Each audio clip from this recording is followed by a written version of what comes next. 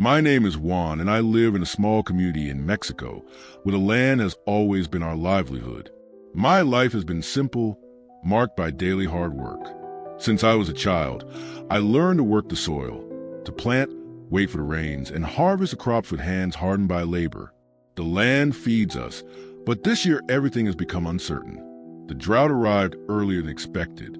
The sky remained clear for weeks, not a single cloud, and the sun beat down mercilessly. The plants withered before they could grow, and although I did everything I could to water them, water was scarce. The corn barely holds on, and the fear of losing everything follows me every day. But there's something that hurts more than the dry land. My son Miguel's illness. He's no longer the lively child he used to be. Now he looks pale, weak, and complains of pains we don't understand. We've taken him to different doctors, but none has given a clear answer. Some suggest rare diseases. Others just say, that's life. I can't resign myself. My wife, Lucia, and I do everything we can for him. We spend sleepless nights by his side, holding his hand, hoping he'll get better. I kneel beside him, begging God and the Virgin not to abandon us. But the fear grows with each passing day. Working the fields with this weight is a challenge. I wake before sunrise, even though my body begs for rest. I walk to the fields trying to focus, but my thoughts always return to Miguel. Sometimes I stop and look at the sky, hoping for a sign, an answer. The drought and my son's illness feel like a trial too heavy to bear, as if life is demanding more than I have to give. I was never deeply religious, but I grew up hearing my mother talk about the Virgin and her help for those in need. When we prayed together as a child, I felt a peace I didn't fully understand. Today, when I kneel before her image at home, that peace comes back for moments, as if something inside me still wants to believe. Lucia tries to be strong, but sometimes I catch her crying in secret. She cares for Miguel with all her love, though her eyes show despair. Everyone in town knows what we're going through. They offer words of comfort and compassion. At night, when Miguel finally falls asleep, I go out of the patio and look at the stars. It feels like they silently tell me, "You're not alone." I stare at them one by one, as if they could give me the strength I need. I beg them to help me endure. There are days I feel like I can't go on, that I'm on the edge of breaking. The tears come without warning, but sometimes all it takes is a spark. A green sprout breaking to the dry earth, or a fleeting smile from Miguel. I hold on to the hope that everything will change, that after this darkness, light will come. My mother used to say that the Virgin appears when we least expect it, and that miracles are real. Today, I choose to believe that. I need to. I know many face hardships, but for me, everything revolves around Miguel and this land struggling to stay alive. This is my story, a story of struggle, of faith, and of resilience. I don't know what tomorrow will bring, but I'll keep praying, working, and hoping, because even in the darkest moments, faith can be the lamp that lights our way. What I didn't know was that the moment was already on its way. That seed of faith I had watered with silent tears was about to bloom in a way that would change my life forever. And in the meantime, there I was, a simple man, a farmer, carrying the weight of pain and the persistent fire of hope. Deep inside, I knew I couldn't stop, because even when life hurts, we must keep going. The hope I guarded so dearly was the only light in my darkest days. Time kept being just as hard. The milpa drier each day, and Miguel, my son, still showed no signs of getting better. I clung to my faith as best I could, but I felt the world closing in. And then, on one of those scorching mornings, something happened. Something I will never forget. I was out in the fields, pulling weeds and checking plants that still held on, when I felt the air shift. It wasn't fear, nor sadness. It was a deep peace, a calm that seemed to descend from the sky itself. When I looked up, I saw her. She was standing beside the old oak that marks the edge of my land. A woman, but not just any woman. Her gaze was radiant, hard to describe. Her clothes, though simple, shone with a blue that reminded me of the stories my mother used to tell me about the Virgin when I was a boy. I stood still.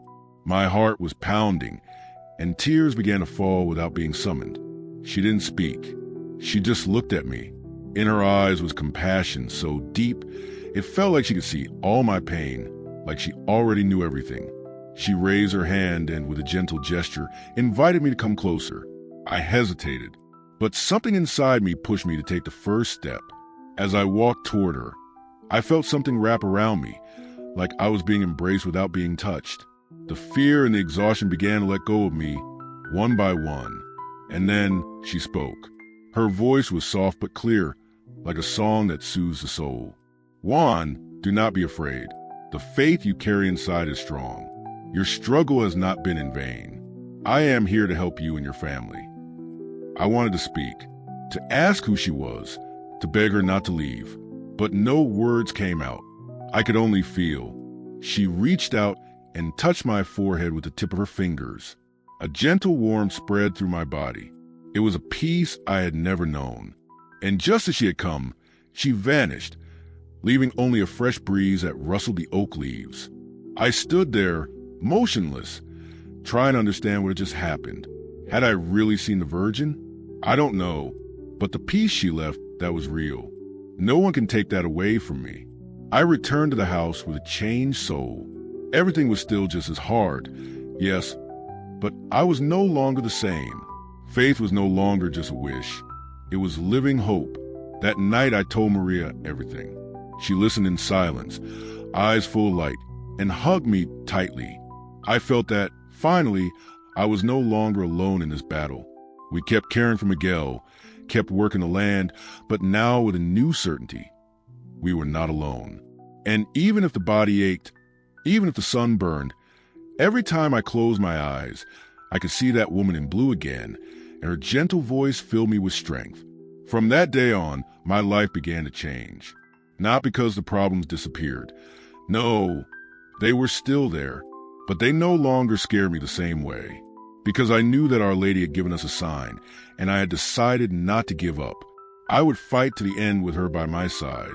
After that encounter, something lit up inside me. The sadness was still there, of course. The worries too, but they didn't weigh the same. It was as if an invisible hand was with us, pushing us forward. Maria noticed it. One day, while helping Miguel drink some water, she looked at me and said, "It feels like, finally, we're seeing a little light, even if it's tiny." And she was right. I couldn't give up. Miguel was my son, my everything. And that woman in blue had made it clear that we were not alone. That very morning, with the sun barely rising, I heard Miguel cry. I ran to his room and took his little hand. His eyes had something different, a spark, as if deep inside he had begun to fight. I leaned in and whispered, "Don't give up, son. Your mom and I are right here. We're going to get through this together." As I spoke to him, I felt the Virgin's voice holding me from within. The days that followed were hard, but different. I worked with more drive. Every seed I planted was another piece of hope. Maria prayed, cared for Miguel, and never let the pain defeat her. The townspeople began to notice. Some spoke of a miracle, others of sheer willpower. But I knew it was faith. One afternoon, as I returned from the field, I saw an old woman sitting under the tree at the entrance. I didn't know her. She smiled at me and said she had heard about our suffering, that she had come to help us. "I'm just a devotee of the Virgin," she told me. From that day on, she came every day. She brought prayers, words of encouragement. Her presence was like confirmation that heaven was watching us. Maria and I began to pray together every night, asking for strength and protection. And then the incredible began to happen. Miguel started getting better. The coughing subsided. He smiled again. His little eyes began to shine. Every small improvement was a victory. I would get emotional over the tiniest things because I knew it wasn't just chance. It was the fruit of the faith we had sown through tears. One night, under the light of the full moon, I sat on the patio. I looked up at the sky and cried. But this time out of gratitude, because I finally understood the miracle wasn't just Miguel's healing. It was what had happened inside me. I was no longer the same. Now I believed. Now I was grateful. There were still hardships, yes, But they no longer frightened me the same way, because now I knew that with the Virgin by my side, we could face anything. And so, with a strengthened heart, I kept going, a simple farmer, but with a faith bigger than any mountain. Days went by, and we felt the blessing of the Virgin Mary become more and more present in our lives. The cornfield, which once seemed lost, began to show signs of life. The little plants grew stronger, the leaves turned green, and even the flowers looked more cheerful. I won't lie to you, I didn't fully understand what was happening, but deep down I felt it wasn't just luck. It was as if the peace the Virgin left me during that encounter had also touched the very soil we planted. Maria noticed it too. Sometimes I find her smiling while watering the plants or feeding Miguel. Her smile, though tired, had something different, a new hope. And Miguel, our little warrior, kept getting a little better every day. He started getting stronger, sleeping better, laughing softly. And that sound was the most beautiful music I had ever heard. One morning, while I was working a little corner of the field I'd already given up on, I noticed something that left me speechless. From the dry earth, right there where hardly any shade ever fell, a tiny plant sprouted, just one, fragile, thin but alive. I stared at that plant as if it were a miracle and cared for it like it was gold. Every day I whispered to it, "Come on, grow strong, just like my son. We both need to win this battle." And against all odds, that little plant grew, and not just that, it bloomed a flower of such a vivid, beautiful color that it looked like it lit up the whole field. I didn't tell anyone at the time, but to me, that flower was a message, a sign that everything was going to be okay, that faith hadn't been in vain. Around those same days, Miguel achieved something that made us cry with joy. For the first time in a long time, he got up on his own and walked around the house. The moment I saw him, I broke down, hugged him tightly, and without thinking, gave thanks to the Virgin with all my heart. Of course, we knew the road was still long. The illness hadn't completely gone away, and the work wasn't over, but that small victory was a miracle, and that miracle filled us with strength. Maria told me one night, while Miguel was sleeping, the Virgin never promised it would be easy, only that we wouldn't be alone. And I believed it with every fiber of my being. That same night, when everyone was asleep, I felt the urge to go to the little chapel in the village. It was late, and everything was quiet. I sat on one of the wooden benches and started to pray. I didn't ask for anything, just gave thanks. And there, in the silence of the early morning, I felt a soft breeze like a caress. I closed my eyes, and in my mind I heard a quiet, sweet voice that said, "Keep believing, Juan. The miracle is near." I stayed there at peace, with my heart full of something I can't explain. I went back home with a smile, knowing that even though there were still trials ahead, we were being guided. And that's how it was. Every day, despite the hardships, we felt more and more accompanied. The Virgin was walking with us, and that, my friend, changed everything. Life, you know how it is. Just when you start to breathe a little easier, bam, it throws another test your way, as if to say, do you really believe? Well, let's see. After so many small victories, after feeling hope come alive again, came a new blow, a hard one. One morning, the sound of rain woke me up, but it wasn't a gentle drizzle, the kind that refreshes the earth. No, it was a downpour, a furious one, as if the sky had shattered. I ran to the field with my heart pounding, and when I got there, it felt like my soul collapsed. The entire plot was flooded. Water rushed through the furrows like rivers.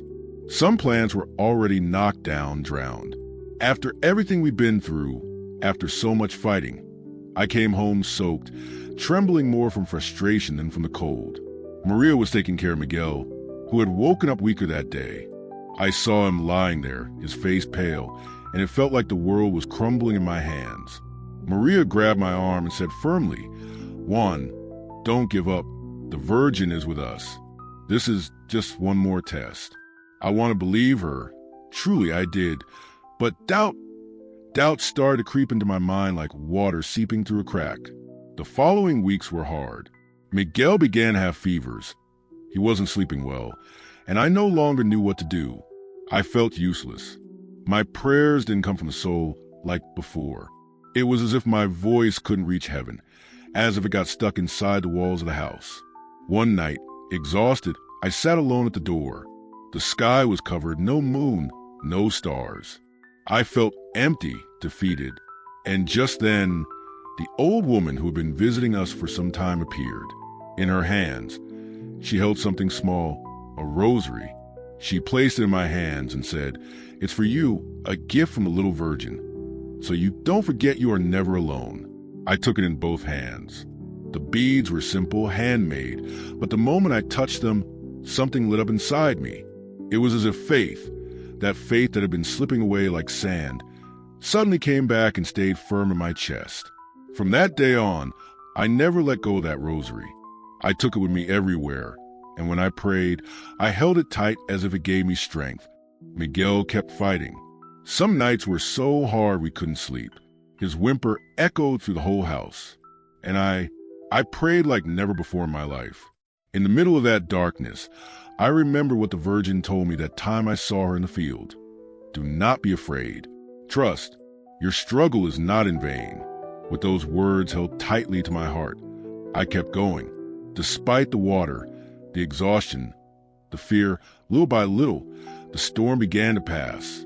The sky started to clear, and Miguel, though still weak, began to regain some strength. The cornfield, though battered, had also survived. And then I understood something I will never forget. True faith is not living without pain. It's having the courage to keep walking, even when everything hurts. And as long as I had life, I was going to keep walking, because I knew with all my heart that the Virgin Mary was with us. And that was enough. After so many ups and downs, so many tears and prayers, something truly began to change. The battle wasn't over, of course not, but now something shone differently in our lives. It was as if every little improvement in Miguel, every little green sprout in the cornfield, was a lantern lighting the way through the darkness. Miguel was still delicate, but his little eyes were no longer dull. They had that sparkle we had missed so much. Maria and I took turns caring for him, and every smile he gave us was like a miracle repeating itself. That's when I understood that hope doesn't always arrive with fireworks. Sometimes it comes quietly, in the form of a spoonful of soup that Miguel doesn't reject, or in a feverless night. People in the village started seeing us differently, too. It was no longer with pity. Now it was with respect. They would come over to talk, to share their own sorrows, their own struggles.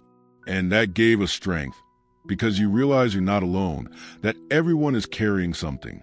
One day, Don Pedro, an old man who had always been reserved, approached me. He put his hand on my shoulder and said, "Juan, I saw you endure. You never gave up. That's real faith." I didn't know what to say. I just smiled at him, eyes full of tears. Having someone acknowledge our struggle was like a balm for the soul.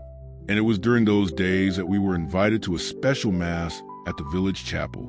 It was to honor the Virgin Mary, to thank her for her blessings and ask for her protection for whatever was coming next. On Sunday, Maria, Miguel, and I walked into the church together. We sat close to the altar. The priest spoke about faith, about how the Virgin is like a lighthouse when everything is dark. As I listened, I felt a deep calm in my chest, as if the entire message was meant just for me. At the end of the Mass, several people came up to us. They hugged us, smiled at us, said beautiful things. For the first time in a long time, I felt in my soul that we weren't alone. We left the chapel holding hands, and the sky, clear and softly blue, seemed to breathe with us. I looked up and silently thanked the Virgin. When we got home, I squeezed Miguel's little hand a bit tighter and made myself a promise. As long as I have breath, I'll keep fighting for him, because now I know that faith is not just a beautiful word. It's that inner fire that holds you up when everything around you is falling apart. There were still battles ahead, yes, but that light the Virgin had ignited in our lives was not going to fade. In the months that followed, we lived a transformation I never imagined.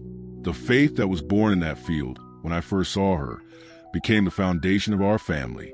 Miguel kept recovering little by little. His body, once so fragile, began to grow stronger. The crises lessened and his smile, that smile we had missed so much, came back. I'll never forget the day he ran after some butterflies in the field. It was the first time I saw him run since he got sick. I cried like never before, not from sadness, but from a gratitude so deep it overflowed. Maria, steady as ever, watched him tenderly from the doorway, with a new light in her eyes. That home, which for so long had been wrapped in silence and pain, was now filled with laughter, with hope, with warmth. And the cornfield, oh, the cornfield, after so much care, so many prayers and sleepless nights, it flourished with incredible strength. That harvest was more than food. It was a message from the earth, as if we're saying, yes, it's possible. One afternoon, sitting on the rocker by the entrance, with the sky turning orange, I thought back over everything we had lived. The tears, the doubts, the sleepless nights, but also the small victories, the hugs, every step Miguel had taken. And then I understood all of it was possible because we never let go of faith. Because even when it seemed like nothing was left, we chose to keep believing. And just when I thought nothing could surprise me anymore, something happened that shook me deeply. One morning, I went to the village chapel, as I usually did. I knelt before the image of the Virgin, the one that had always been with me. But this time, something was different. The image wasn't just there, it was glowing. It wasn't the reflection of the candles or the sun. It was a light of its own, serene, like a whisper wrapping everything around it. I felt a peace so deep it couldn't fit in my chest. At that moment, I knew the promise I had made that day in the field had been fulfilled. I returned home with a full heart, not with euphoria, but with gratitude, because I understood that no matter what happened, she would never abandon us. And our story, the story of tears, struggle, and hope, was not just ours. It was living proof that when you truly believe, something changes. Now I know that life won't always be easy, but I also know we will never be alone. Because when everything seems dark, there can always be a light that transforms it all. And in our case, that light had a name, Maria.